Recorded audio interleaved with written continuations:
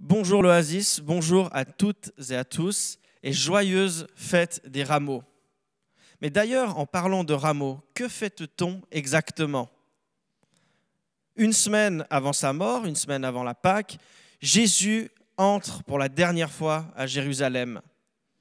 Et il ne rentre pas comme un fugitif, il n'est pas anonyme, non, il rentre à Jérusalem assis sur un âne. Les disciples qui l'accompagnent et qui le précèdent déposent au sol des branches, des palmes, des rameaux de palmiers sur le sol avant son passage. Et ça pourrait paraître anodin, mais le fait que Jésus entre à Jérusalem assis sur un ânon est significatif. C'est significatif parce qu'en fait, il s'approprie la prophétie de Zacharie 9, des versets 9 à 12. Et en fait, cette prophétie parle d'un roi promis qui entre assis sur un âne dans Jérusalem. Et cette prophétie encourage en fait Jérusalem et ses habitants à acclamer, à se réjouir de la venue de son roi.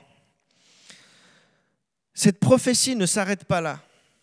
Elle continue au verset 11 et il est écrit « Et pour toi, à cause du sang de ton alliance, j'ai relâché tes prisonniers de la fosse où il n'y a pas d'eau. Revenez à la forteresse, prisonniers pleins d'espoir.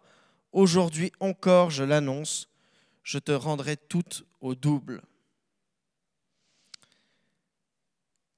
En entrant à Jérusalem une semaine avant sa mort, déjà, Jésus annonce sa mort et sa résurrection.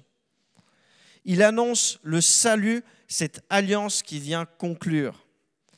Et le texte de Zacharie qui parle du sang de ton alliance est repris dans Marc pour parler du sang de l'alliance pour la Sainte Seine, pour cette célébration du Christ.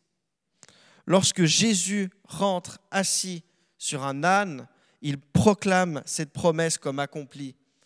Il déclare qu'il est venu pour conclure cette alliance, qu'il vient pour délivrer les prisonniers et qu'il vient aussi pour fortifier et donner de l'espoir à son peuple. Et pourtant, lorsque la foule et la ville de Jérusalem est en émoi, le texte nous dit que à la question « Qui est donc celui-ci ?» que les habitants de Jérusalem répondent « C'est le prophète Jésus de Nazareth de Galilée. » Jésus entre assis sur un âne en réalisant une prophétie de l'Ancien Testament qui parle clairement de sa royauté. Et donc Jésus déclare clairement être le roi du peuple de Dieu. Et pourtant, les habitants de Jérusalem en parlent comme d'un prophète.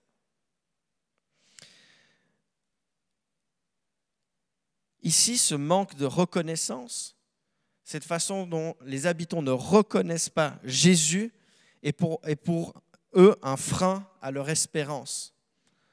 En effet, c'est seulement en reconnaissant la royauté de Jésus sur nos vies que nous pouvons nous approprier cette promesse qui est faite en Zacharie, ou plutôt que Jésus, notre roi, l'accomplit pour nous.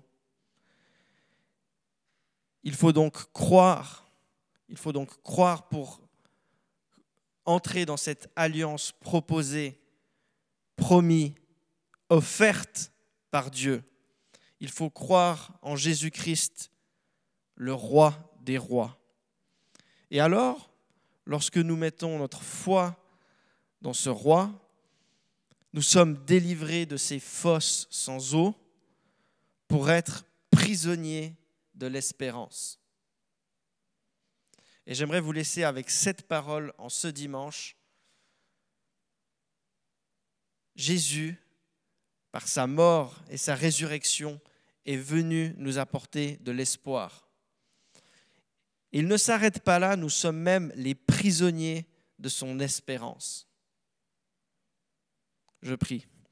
Seigneur, j'aimerais te remercier de toute ta grandeur, de ta gloire, de ta royauté. Tu es le roi des rois. Et j'aimerais te prier que cette espérance, cet espoir qui est né dans ton sacrifice et ta résurrection puisse également naître et grandir en moi. Seigneur, que tu puisses répandre ton espoir et ton espérance sur la communauté de l'Oasis et que nous puissions aujourd'hui nous réjouir à plein cœur de toutes tes grâces. Amen.